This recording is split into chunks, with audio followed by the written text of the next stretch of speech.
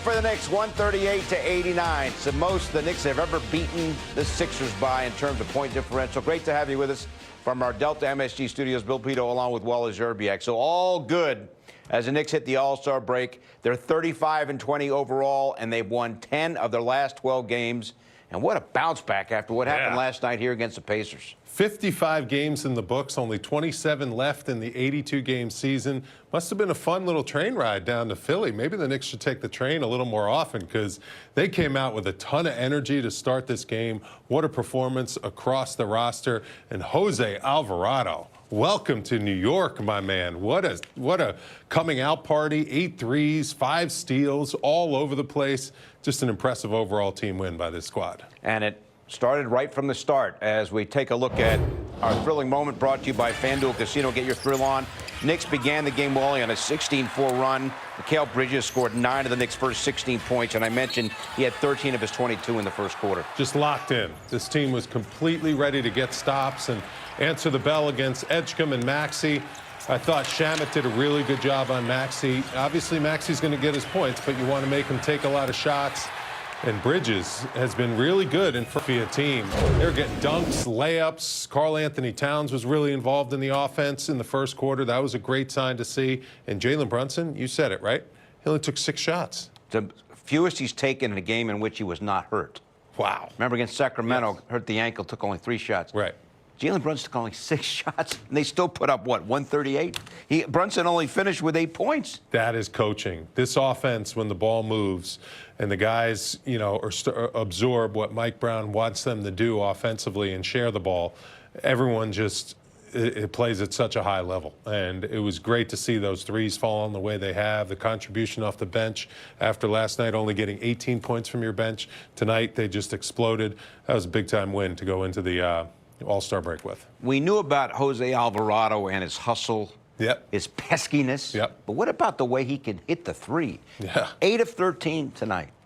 Are you surprised by how well he can shoot? No. You know, he's been on a team in New Orleans where he doesn't always have Zion playing out there with him. And when you play with elite-level players, you get better looks. And you could see he was getting really high-quality shots. He wasn't hesitating at all, shot himself into rhythm. And this is a guy that is trying to absorb a new offense, so his head's probably spinning as far as, you know, what the plays are. But he just said, let me go out there and just let it fly when I touch it, because then I can't turn it over and I can't make a mistake not running the play correctly. And he's got a good-looking stroke. I mean, look at the way he floats the ball up there. That's a picture than everyone else out there on the floor. Brown wanting to add pace into the game, wanting to get the ball off the floor quicker. This is the perfect guy for that. He's one of the fastest guys in the NBA. I mentioned the 8 made threes, ties his career high, ties Mikal Bridges for the most made by a Knick this season, and he ties Kevin Love. Kevin Love's the only other player in the history of the NBA to hit 8 threes in less than 20 minutes of playing time. Did it back in 2022. How about that? Jose Alvarado. Let us say hello to Monica McNutt. She's in Philly, helped call the game on the radio on ESPN New York. Monica, not a bad way to hit the All-Star break, I would say, huh? No, not at all. Like that was a lot of fun. We keep gawking over the stat that only 7 of the 48 made field goals were unassisted tonight. Like, ball moving perfectly, guys in stride, in rhythm, playing smart. I love it. I'm very pleased with the way that the Knicks are heading into the break. And as we talked about in the pregame show, guys, they tied this series, and so as things I expect get really competitive when we return from the All-Star break, they will at least have this one in their back pocket.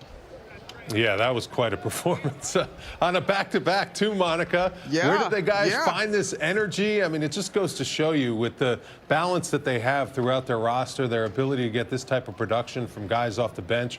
Mitchell Robinson coming back in the lineup, he was outstanding tonight. That energy, that effort that he brings on the boards, I think really demoralized the Sixers. Monica, you mentioned assists. Go for it. Keep going, Pito. Okay, Knicks season high 41 assists. They set a franchise record with 24 first-half assists, 41 assists for the game. It's amazing. It's fantastic. I think after the end of the first quarter, they only gave interview, and the radio spot is right. But that sort of energy is what you're faster and bigger than Barlow. You're faster than Drummond. And when he started doing that, starting with that baseline dunk on the right side, and then he got that three, that consecutive 5-point stretch that he went on, it was really lights out from there on out throughout the night for Karl-Anthony Towns. I love the energy that he played with. Yeah, he was outstanding, and just his passing, his skill level. But Monica, I got to get your thoughts on Jose Alvarado. I mean, what a performance! That was awesome, wasn't it? So much fun, like so much fun.